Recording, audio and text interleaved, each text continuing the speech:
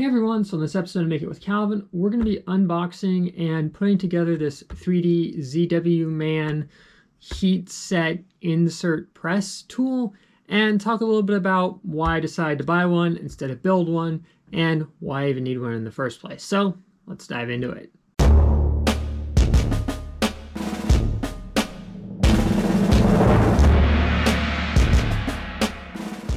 So first things first, this is a great example of where sometimes it's better to buy the finished product than it is to try and build it. And this is something I touched on a little bit in the mower fan video conclusion video, where I kind of talk about, the pros and cons of, build versus buy. But in my case, originally when I purchased this, I had an event coming up in about a week that I needed to have my GoPro rig rebuilt for, with some accessories, and I was going to be using heat set inserts on there for the threading required to assemble things instead of trying to print threads and tap them, and that's kind of a nightmare.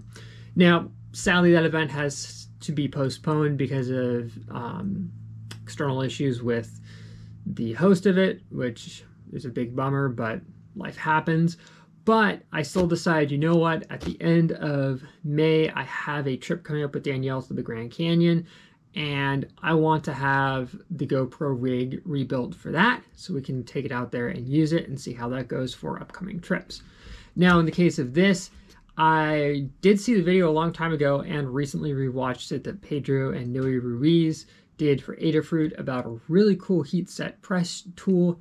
The thing is awesome. It's a really well done design. The thing is, in my case, because of the time constraints that I originally had, and the fact that it was actually going to cost me more to get all the components to do that and put it together, I decided to pick up this unit. I saw BV3D did a video on it. I am totally digging the hair, man. That is groovy. Also tweeted out to him about it, and he said there might have been a couple of minor issues, but you could probably very easily work around them. They might not even be an issue at this point. So I figured, you know what? This was worth a shot. Do note the price on this does seem to kind of jump around a bit. So if you're willing to wait, it might be worth it. But if you're in a rush, we'll find out. So let's actually get this open and see what's inside. So see if I can open this without tipping it. There we go. So first, we have the all-important instructions manual, and on the back of it is a packing slip. That's really nice. So pretty much the way this seems to work is you've got a cantilever arm set up, and then you have the heat press tool, which is pretty clever. I actually like the fact that you can slide it. I think you can slide it. Can you slide it out? Hey, we'll find out. Let's stop speculating, Calvin. So, oh wow, those are some nice looking. Ooh, they're ball end. That's awesome. Some really nice Allen wrenches here.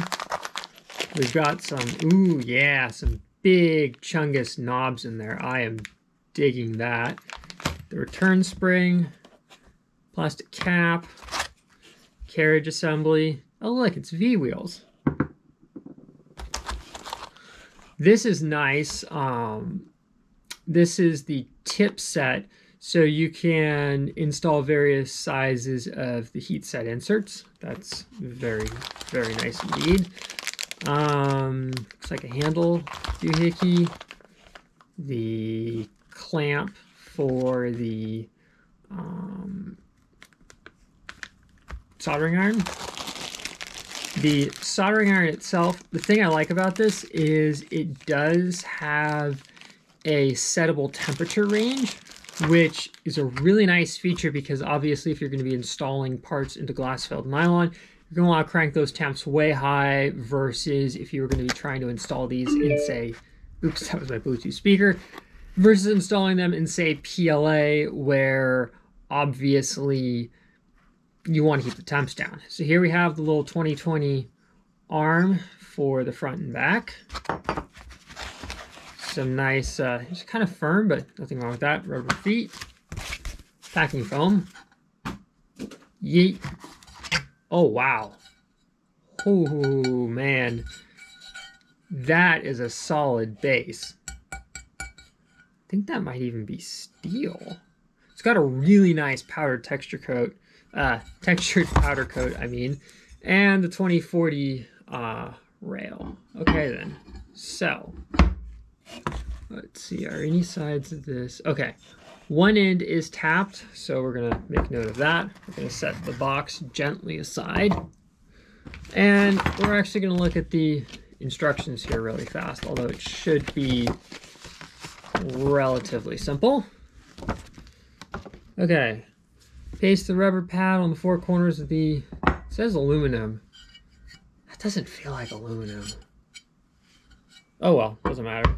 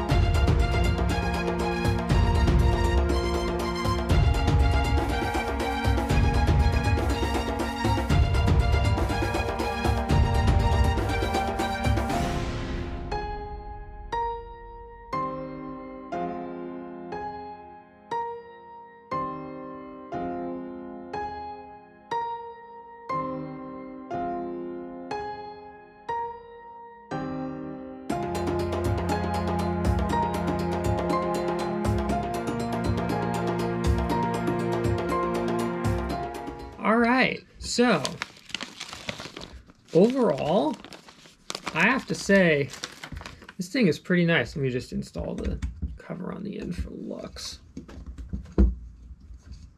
Yeah. So there we have it. The finished little 3DZWMAN heat press tool. The one comment I will make is if you have tall parts, obviously I think that might be an issue, but really there's nothing stopping you from getting your hands on another piece of 2040 stock here, or if you're like me, you might even have some lying around from an old printer. Tapping the ends, you can pick up a tap and die set for very cheap over at Harbor Freight. More than adequate to get the job done, and really create a machine with a much taller range. You don't really need a whole lot of left and right range, but I gotta say, so far for the money, this thing is pretty nice. Now obviously the proof will be in the pudding when I actually go ahead and use this for real, which will be in another video, but if you guys want to pick one of these up, I will have an Amazon affiliates link down below. No pressure to buy through that, but it does help fund the channel and help, you know, fund me buying things like this because ad revenue doesn't pay a whole lot. All right, as for me, I got to get printing up those other parts when the nylon comes in. So I will cut this video here and I will see you guys here next time on Make It with Calvin.